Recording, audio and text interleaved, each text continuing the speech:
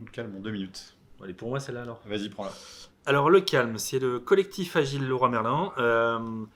Ça fait un peu plus de 4 ans maintenant qu'il existe. C'est un collectif de coachs agiles, comme son nom l'indique, qui accompagne l'ensemble de nos collaborateurs PHPF, donc plateforme habitante particulière France, donc Leroy Merlin France, Cabane ou Eldom, dans leurs initiatives. Donc on les accompagne dans leurs initiatives autour de l'agilité. Et donc l'accompagnement, ça va du coaching de proximité très opérationnel, mais également du coaching pour les aider à réfléchir sur leur cadre, sur leur façon de s'aligner, de se synchroniser, de prioriser leurs sujets dans des organes un peu complexes, avec des gouvernances multiples, avec beaucoup de personnes. Et donc, on les aide aussi à travailler sur ce genre de sujet. Soit tu peux peut-être préciser un petit peu sur le sujet de la gestion de la demande, par exemple. Ouais, on accompagne aussi chez ADO, chez Leroy Merlin. Donc ADO, on va dire, c'est la maison mère qui ressemble toutes les entreprises du groupe Leroy Merlin. Elle est divisée en plusieurs plateformes. On accompagne ces plateformes sur l'agilité d'échelle, où je préfère dire voilà, comment faire travailler des grandes équipes sur les bons sujets, au bon moment et sur le bon nombre de sujets pour faire un taf de qualité. C'est quoi Nord Agile pour vous c'est vous, non? C'est les gens qui sont ici dans cette salle. Qui sont en train de boire de la bière pendant qu'on est en train de répondre à des questions. Ouais. C'est des potes, c'est des gens qui organisent un événement qu'on aime bien. C'est des gens qui nous permettent de sortir la tête du boulot et de travailler avec d'échanger avec des amis pendant 2 jours, quoi. C'est du partage, c'est de l'inspiration, c'est plein de choses comme ça. Et des gars volontaires qui sont très utiles et qui s'investissent beaucoup. Tu préfères animer une rétrospective avec des personnes âgées ou un loto dans une salle communale avec des geeks? Moi, j'ai jamais animé de loto. Mais c'est un peu la même chose, non? Après, moi, les geeks, ça me parle bien quand même. Moi, je partirais. Alors, autant la rétro, c'est fondamental et c'est quelque chose qu'on doit tous faire dans le travail. Autant un loto dans une salle communale avec des geeks, je serais quand même chaud, je crois. Comment on vit l'agilité au sein du calme? Alors, c'était plus pour toi, mais tu l'as expliqué. Moi, ce que j'aime bien, c'est qu'aujourd'hui, l'agilité, on n'essaye pas de faire de l'agilité pour faire de l'agilité, on essaye de répondre aux problématiques de la boîte et des collabs et d'être utile. Voilà. Ouais, on est vraiment. C'est de l'agilité, mais avec du sens. C'est pas, on n'impose pas. On essaie de bien répondre à un contexte, à des problématiques et d'adapter. Donc, on a un cadre, on pose un cadre. Il y a un cadre d'entreprise sur l'agilité chez Leroy Merlin France. Mais tout le jeu, c'est de se dire comment, dans ce cadre, on est capable d'avoir un petit peu de souplesse, d'agilité et de pouvoir jouer là-dedans. Donc, c'est pas de l'agilité dure en tant que telle, mais en tout cas, c'est un cadre et on essaie de le rendre le plus souple possible pour que chacun puisse encore rester maître de son produit et prendre du plaisir au quotidien. C'est quoi le meilleur format d'atelier du calme? Mais il y en a tellement. Je ne les connais pas tous. Non, il y en a un qu'on aime beaucoup parce qu'on l'a fait avec le cœur et on l'a créé de toutes pièces qui s'appelle le Calm Paradise. Le Calm Paradise, c'est quoi? C'est une journée, une petite journée, à 9h-17h avec une pause déj. Qui se veut ludique en fait. On a essayé de reprendre, on voulait vraiment un atelier qui permettait de toucher un petit peu à tous les concepts de ce qu'on pouvait avoir autour de l'agilité. Il y en a des très bien qu'on pratique souvent, comme l'artiste et spécifieur Co qu'on aime beaucoup, mais on voulait quelque chose qui parte du début jusqu'à la fin et faire vivre une expérience ludique. Et donc le Calm Paradise, c'est quoi? C'est tout le temps un petit peu de pratique, enfin de la théorie, de la pratique, théorie, pratique, avec beaucoup de fun. Il y a des Lego, bien évidemment. Et l'idée, c'est que nous, on se positionne en tant que client. On est les riches héritiers d'une île tropicale dans les Caraïbes qui est vierge et sauvage, et on veut y faire fructifier le business. Et l'idée, c'est qu'on mandate des équipes pour réaliser le Calm Paradise, donc ce lieu où on va faire fructifier ce business. Et donc on va passer par c'est quoi notre vision du Calm Paradise? Est-ce que c'est la nouvelle Ibiza, ou est-ce que c'est un lieu familial où on est au calme avec ses grands-parents, ou un lieu sportif et animé, ou quelque chose de très sauvage pour la randonnée? En tout cas voilà, on part de cette vision de nos personas, quels sont nos personas clés, comment derrière on pourra estimer qu'on a réussi, c'est quoi nos critères de succès, etc. Donc on va jusqu'à nos user stories, notre backlog, notre priorisation co. On pose notre pilotage visuel et on rentre dans itération avec des Lego pour construire notre île, avec bien sûr de l'imprévu, des rétrospectives entre les itérations, de l'imprévu type ouragan co. En tout cas, voilà, on essaie de toucher un petit peu à tous ces concepts-là pour pouvoir les faire comprendre ce que c'est que l'agilité avec un jeu qui est plutôt fun, et on a toujours des très très bons retours, et comme on l'a créé du début à la fin, c'est quelque chose qui nous tient à cœur et qu'on affectionne particulièrement. Donc moi je dirais c'est le meilleur.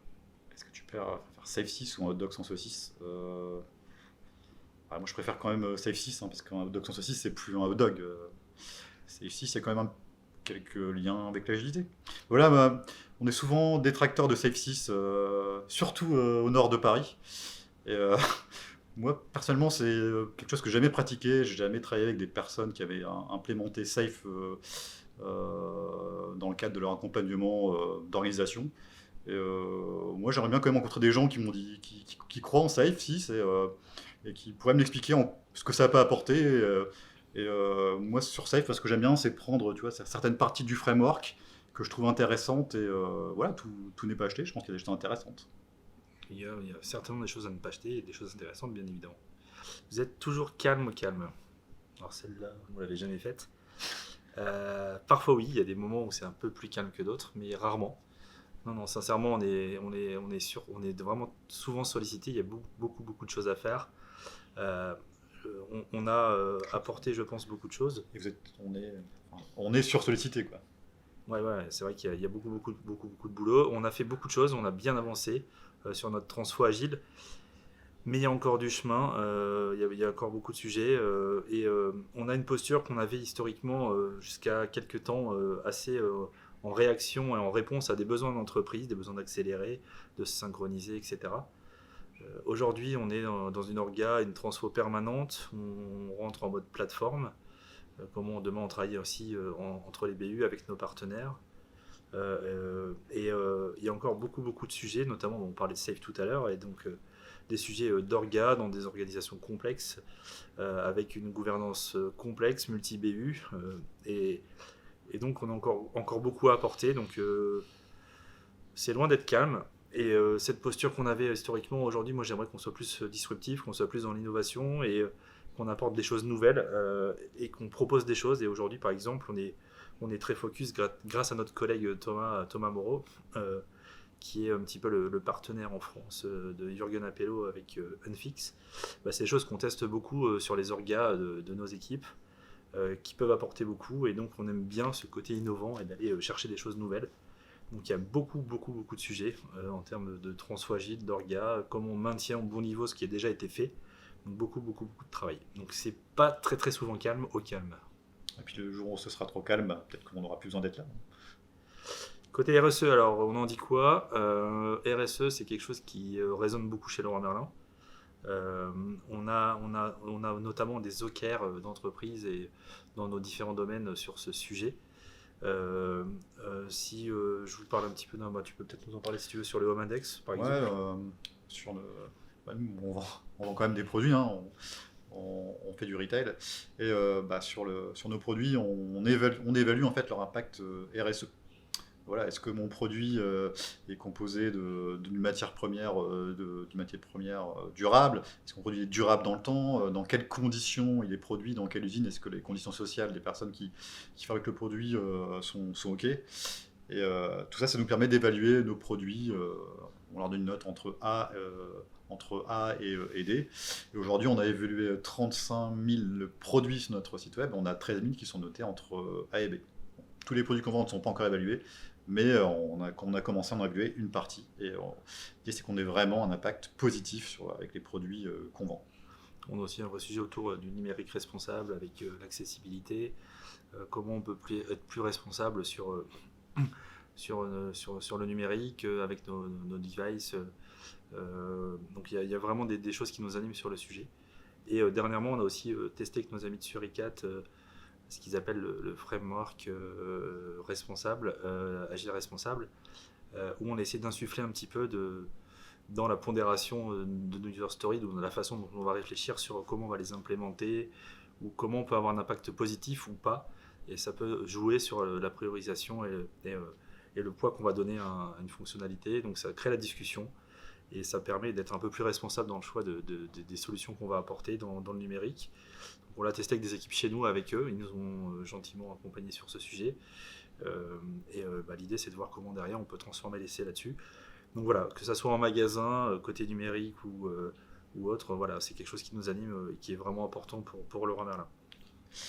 Et un autre exemple dont j'aime bien parler sur le RSE, c'est que notre entreprise, elle nous offre une journée par an où on peut sortir du cadre d'entreprise et aller aider une association pour avoir un impact positif. Par exemple, si je veux aller aider une association qui accompagne des élèves en difficulté scolaire et les accompagner une journée, je peux le faire et cette journée elle me sera offerte par l'entreprise. Est-ce que vous avez déjà fabriqué une product box en bois avec des clous et des vis? Non, seulement en carton. Un dernier mot, Jean-Pierre. Il me semble que tu as un talk à l'Agile, Guillaume, non? Oui, effectivement, avec Antoine Douchet et Thomas Moreau, on va faire un petit talk qui fait suite au talk qu'on a fait il y a 2 ans à l'Agile sur le Rex des 3 ans du Calme. Là, l'idée, c'est de raconter un petit peu, suite à ce Rex, pardon, on avait beaucoup d'interrogations. On est arrivé à un moment charnière et on se demandait quelle posture prendre, quelle posture adopter, c'était quoi la suite, comment on pouvait se positionner dans l'entreprise pour cette transfo qui était en cours. Donc toutes ces questions-là, on a beaucoup de réponses à y apporter. Et donc l'idée, c'est de faire un petit peu suite à ça, d'apporter les réponses de ce qui s'est passé depuis ces 2 années et comment on a pu passer d'acteur de la transfo à référent sur l'agilité chez nous, parce qu'aujourd'hui, nous sommes référents agilité chez Leroy Merlin. Comment on a pu aider dans les plateformes, comment on est acteur de la transfo en local également. Enfin voilà, toutes ces questions qu'on se posait, on a des réponses à vous apporter. Donc l'idée, c'est de vous partager ça dans quelques semaines. Et puis moi, Jean-Pierre Saint-Maison, il est vraiment fun, donc je tenais à le remercier. Moi, et puis c'est mon deuxième prénom. Ah, okay. Merci parrain. Et aussi merci à toute l'orga et les personnes de Nord-Agile pour nous faire vivre cet événement tous les ans. C'est vraiment un événement auquel on est attaché et qu'on sponsorise maintenant depuis, je sais pas dire 3 ou 4 ans et comptez sur nous à l'avenir. Moment de partage, moment d'inspiration et merci pour votre implication et le temps que vous investissez. Voilà.